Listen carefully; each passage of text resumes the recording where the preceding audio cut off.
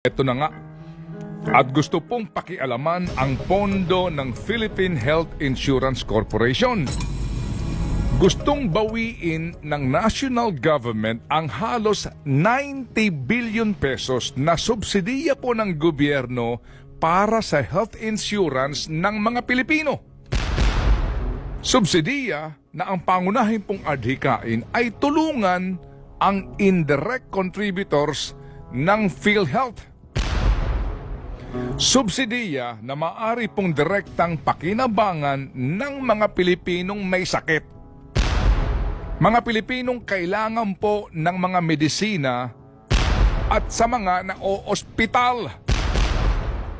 Sa ilalim po ng Universal Healthcare Law, ang sobrang reserbang salapi na pinangangasiwaan ng Philippine Health Insurance Corporation ay dapat lamang gamitin sa karagdagang benepisyo ng mga miyembro nito at maging daan sa pagpapababa ng kontribusyon ng mga miyembro. Republic Act 11223, otherwise known as an act instituting universal health care for all Filipinos. Chapter 3, Section 11. That whenever actual reserves exceed the required ceiling at the end of the fiscal year, the excess of the PhilHealth Reserve Fund shall be used, ulitin ko lang shall be used to increase the program's benefits and to decrease the amount of members' contributions. Shall be used. Mandatory po ang ginamit na salita dito. Mula 2021 hanggang sa kasalukuyan, halos 90 billion pesos na pala na government subsidy sa PhilHealth ang hindi napapakinabangan ng mga Pilipino. Kung sobra-sobra ang pera ng PhilHealth, bakit sa halip na babaan ang premium contribution, ito ay tinaasan? At bakit pa hindi lubos na palawaking ng PhilHealth ang mga benepisyo nito sa iba't iba pang mga karamdaman na ngayon po ay pinagdurusahan ng mga Pilipino? At dahil sa kapabayaan at kahinaan sa pamamalakad ng mga opisyal ng PhilHealth, babawian ito ng subsidiya?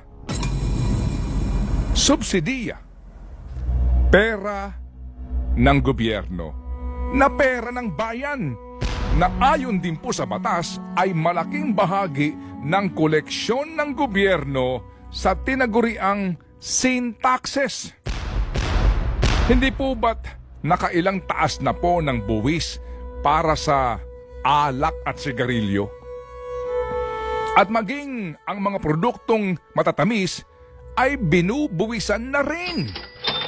At ang katwiran po ng gobyerno sa malalaking buwis na ito ay para ponduhan ang pagpapatupad ng Universal Healthcare Law.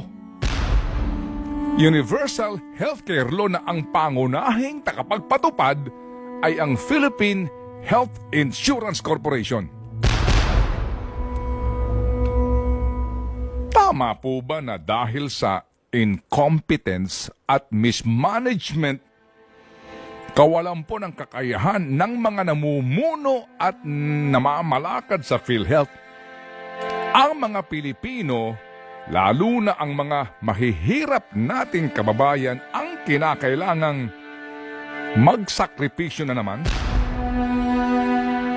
Kung hindi po nagagamit ng PhilHealth ang subsidiya o ang perang pinag-aambag-ambagan ng buwis ng bayan, partikular ang tinaguriang sin taxes, bakit hindi kastiguhin ng Pangulong Marcos ang mga tagapangasiwa sa PhilHealth? Bakit hindi pukpukin ng 2 kapulungan ng Kongreso ang mga opisyal ng PhilHealth para gastusin ng tama ang pera ng bayan na inilalaan para sa kanila? O baka naman makikikuyog pa. Sa Finance Department ang ilang mambabatas para pakialaman ang pera ng PhilHealth? Muli, narito si Profesor Cielo Magno. Napakalinaw po kasi sa batas yung purpose kung bakit tayo nagbibigay ng government subsidy. Kumbaga, nakita ba natin itong mga mahihirap nating kababayan, talagang protektado na ba sila? Na-enroll na ba natin ang lahat ng kailangang ma-enroll sa PhilHealth? Obviously, hindi. So, kung nakikita natin, ito ay inefficiency o problema ng PhilHealth bilang isang institusyon. Ang kailangan po atang gawin ng ating gobyerno, pukpukin itong PhilHealth para gawin yung trabaho nila. Hindi tanggalin yung pondo dahil pag tinanggalan mo yun ng pondo, mas lalong maghihirap yung ating mga kababayan at lalong mababawasan ng benepisyo ng PhilHealth. Ang pangalawang punto pa po, napakalinaw po dun sa Universal Healthcare Law natin. Ang sinasabi na kung ang PhilHealth ay magkaroon na ng excess na pondo, 2 po ang pwede nilang gawin. Kailangan nilang i-adjust yung mga benepisyo na natatanggap natin at yung mga serbisyo na kino-cover ng PhilHealth. O kaya, ibalik at i-reduce ang members' contribution kung sa tingin natin ay exhaustive na. But obviously, kulang na kulang itong serbisyong binibigay ng PhilHealth. So ang nararapat gawin ay i-adjust yung benepisyo na nakukuha natin dito. So nakakalungkot po na yung hocus-pocus na nangyari do sa budget natin, yung mga insertion na ginawa ng congressman at senators natin, ay yan ay mapopondohan nitong nilalaan nating budget para sa universal healthcare, para nga maiwasan yung mga catastrophic na situation, lalo na kapag nagkakasakit tayo. Ay ngayon, kukuhanin yung pondo na yan para pondohan yung mga pet projects ng mga senador at congressman. Bakit nga naman, sa dinami-dami ng maaari ninyong pagkunan ng pera, pera pa na nakalaan para sa kalusugan ng mga Pilipino ang inyong pinagdidiskitahan? Lalo na po, ang perang nakalaan nga sana para po sa kalusugan ng pangkaraniwang pamilyang Pilipino. Ito pa ang gusto nyong kalikutin ngayon. Bakit ba laging bayan na lang ang kinakailangang magdusa at magsakripisyo para sa inyo? Bakit ba bayan na naman ang agrabyado?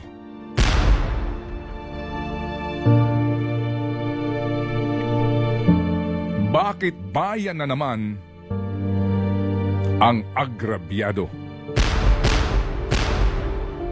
Think about it. Ted Filon at DJ Chacha. Ngayon, nasa Radyo 5, 92.3 News FM. Monday to Friday, 6 to 10 a.m.